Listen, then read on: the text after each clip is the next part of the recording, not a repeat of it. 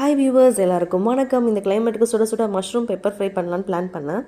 So கடாயில் எண்ணெய் ஊற்றிக்கோங்க. கடுகு, சோம்பு, பெருங்காயத்தூள், கருவேப்பிலை ஆட் பண்ணிக்கிட்டேன்.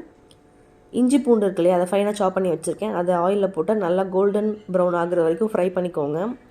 ஒரு மீடியம் சைஸ் ஆனியன், அதில் தேவையான அளவுக்கு சால்ட்டு, மஞ்சத்தூள் போட்டு நல்லா அதையும் வதக்கிக்கோங்க. மஷ்ரூமை க்ளீன் பண்ணி கட் பண்ணி வச்சுருக்கிறேன், அதையும் நம்ம இதில் ஆட் பண்ணிக்கலாம்.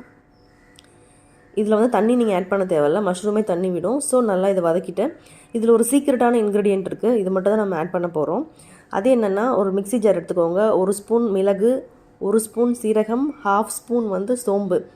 இதை நல்லா பொடியாக வந்து மிக்சியில் அரைச்சிக்கோங்க. இந்த பொடியை வந்து லாஸ்ட்டாக நம்ம இது மேலே வந்து தூவி விட்டு ஒரு சிம்மில் வச்சுட்டு ஒரு 3 மினிட்ஸ் நல்லா குக் பண்ணிவிட்டு லாஸ்ட்டாக வந்து கொத்தமல்லி இலை இருக்குல்ல, அதை அப்படியே தூவி சாப்பிட்டிங்கன்னா சுவையான mushroom pepper fry ready. Thank you.